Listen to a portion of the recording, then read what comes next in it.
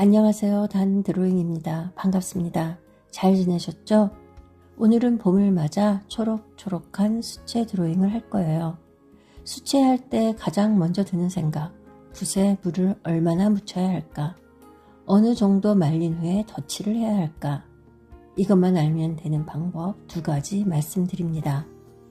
펜 스케치 시작입니다. 수채화 종이 위에 펜 스케치 하실 때는 좀 두꺼운 펜을 사용하시면 좋겠다고 말씀드렸었어요.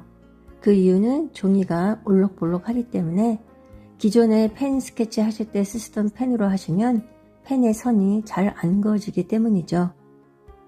햇살 좋은 날의 주택 앞 풍경입니다. 앞에 앉아 야채를 파시는 아주머님, 뒤로 보이는 소녀보살이라는 간판이 보이는 집, 재미있는 스토리가 보이는 풍경입니다. 어떤 소재이든 선택된 소재에 우리는 애정을 담아야 하죠. 애정이 없이는 느낌 있는 드로잉이 될 수 없어요. 그래서 늘 소재 선택에 여러분이 많은 시간을 드릴 수밖에 없는 거죠. 오늘은 수채 드로잉이기 때문에 펜 스케치 과정은 짧게 편집하였어요. 이런 어반 스케치는 선 하나로 일상이 여행이 되는 순간을 느끼게 해줍니다. 이런 매력을 이런 봄에 마다할 이유가 없어 보입니다. 펜 스케치를 하실 때 선긋기는 마음의 부담을 더는 것부터 시작하셔야 합니다. 선이 경직되는 이유는 지울 수 없는 선을 잘 그어야 한다는 부담에서부터 시작되시죠. 세련된 선, 잘 긋는 선, 생각하지 마시고 글씨 쓰듯이 쓱 그어보세요. 우리가 글씨 쓸 때 틀릴까봐 이렇게까지 긴장하지 않잖아요. 설령 틀렸을 때 그냥 옆에 다시 쓰시죠. 그렇게 그냥 다시 그으시면 되세요. 강의할 때 그으시는 분들을 보면 가끔 긴 선을 똑바로 긋기 위해서 숨을 참으시는 듯한 모습을 보이실 때가 있어요. 그럴 때 농담으로 숨 쉬세요 라고 하거든요. 선이 좀 삐뚤어지면 안 되는 이유 뭐가 있을까요? 작은 형태를 그릴 때는 삐뚤어지면 형태가 좀 망가질 때가 있긴 해요. 그렇지만 긴 선을 그을 때 전봇대라든지 땅에 선을 긋는다든지 할 때 오히려 삐뚤어져도 아주 괜찮아집니다. 오른쪽으로 쭉 그어가는데 밑으로 쳐졌다가 다시 올라가는 그런 선이 오히려 자연스러울 때가 있다는 거죠. 선이 삐뚤어지면 안 되는 이유는 없습니다. 저희 책 단순한 어반 스케치에서도 이런 점을 강조하며 쉽게 다가갈 수 있도록 용기를 아주 많이 드리고 있어요. 펜 드로잉으로만 그릴 때와 수채 물감과 같이 그릴 때는 펜 스케치 방법이 좀 다릅니다. 지금은 펜 수채 드로잉이니까 지금의 경우를 말씀드리면 이래요. 첫째, 해칭은 거의 안 한다. 둘째, 햇빛 받는 부분은 펜 터치를 과감하게 덜어낸다. 이 2가지만 잘 챙기셔도 펜 수채 드로잉이 훨씬 달라집니다. 건물 그릴 때보다 나뭇잎 부분을 그릴 때도 손에 힘을 덜어내고 가볍게 어찌 보면 건성건성하게 그려주세요. 펜 스케치가 거의 끝나갑니다.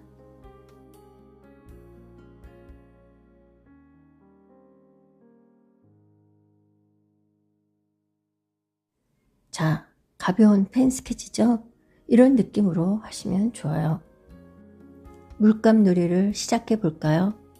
이제 물감이 번지고 쌓이는 재미를 보시게 될 거예요. 어떻게 하면 번짐 효과를 잘 줄 수 있을까요? 우리가 바라는 만큼 물감이 잘 번지게 하는 방법이요. 이건 순서가 이렇게 됩니다. 지금처럼 1차 물감을 바릅니다. 물감이 고일 정도로 입체적으로 물이 볼록 올라올 정도로 그리기 시작하지 마세요. 물감이 적당히 말랐을 때 다음 단계에 물감을 얹어야 하는데 물이 많게 하시면 한참을 마를 때까지 기다리셔야 해요. 2번째 물감을 얹고 있습니다. 지금 관찰하실 것은 먼저 바른 물감의 정도예요.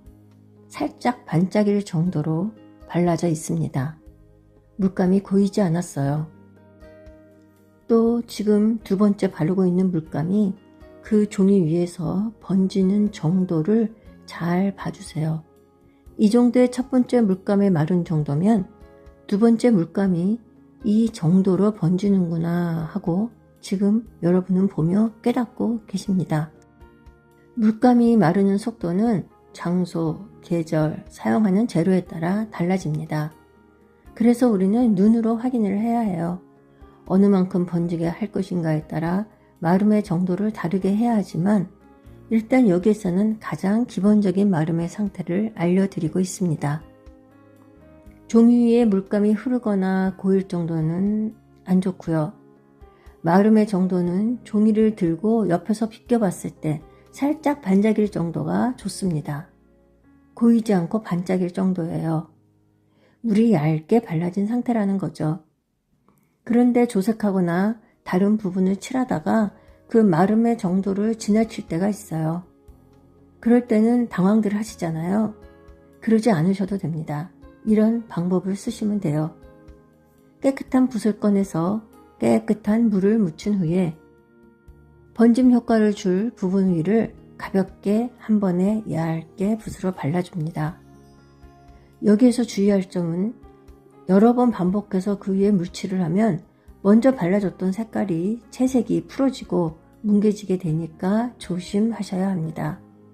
이 방법을 쓴다면 물감이 마를까봐 마구 다른 데서 막 서둘러서 조색하시거나 색을 칠하지 않으셔도 천천히 하셔도 그 위에 물을 살짝 바르면 기존에 발랐던 물감이 살짝 일어나면서 다시 번짐 효과가 날 수 있어요.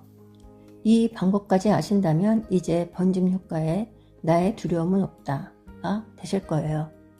우리는 물의 정도에 따라 번짐의 정도를 내 마음대로 할 수 있는 첫 걸음을 내딛게 되셨어요. 축하드립니다. 그리고 번지지 않고 경계가 분명하게 구분되어져야 할 때가 또 있죠. 그럴 때는 물감이 바싹 마른 후에 다음 색을 덧 올리시면 되는데요. 예를 들면 수평선의 하늘과 바다 경계선이라든지 작은 소재들을 구분해서 그려줄 때예요. 지금 말씀드린 두 가지를 먼저 익숙하게 연습하시면 됩니다. 첫째, 살짝 반짝이는 물기 위에 번지게 하기. 둘째, 완전히 마른 후에 경계를 분명하게 소재들 구분해서 그려주기. 지금 말씀드린 이 두 가지 방법이 익숙해지시면 물의 양을 다양하게 다르게 해보시면서 여러 종류의 번짐을 즐기시면 되십니다. 별거 아니시죠? 겁내지 마시고 일단 이 두 가지 연습을 지킨다 생각하시고 처음에 시작하셨다가 나중에 점차 물의 양을 다양하게 사용하시면 된다는 거죠. 지금 저의 그림에서도 나무 안에서는 번지는 효과를 주어 물의 느낌이 물씬 나게 그렸고 나무, 지붕, 파라솔 등등 물체들 사이는 번지지 않게 하려고 각각 말려가면서 그려가고 있어요. 딱 이 두 가지만 기억하시면 되는 겁니다. 물 조절, 막막하게만 어렵게 생각하시는 것들 오늘 모두 정리를 마쳤습니다. 앞으로 남은 그림을 보실 때도 물 조절에 관점을 두시고 쭉 봐주세요. 마무리 내용이 있습니다.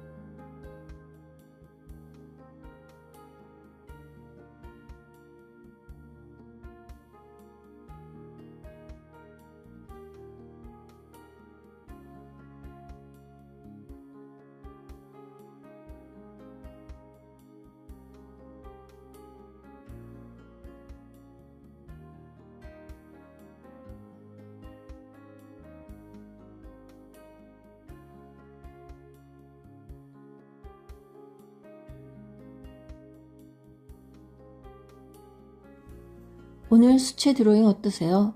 그려볼만 하시죠? 부담스러우시면 나무, 집 부분을 따로 그려보세요.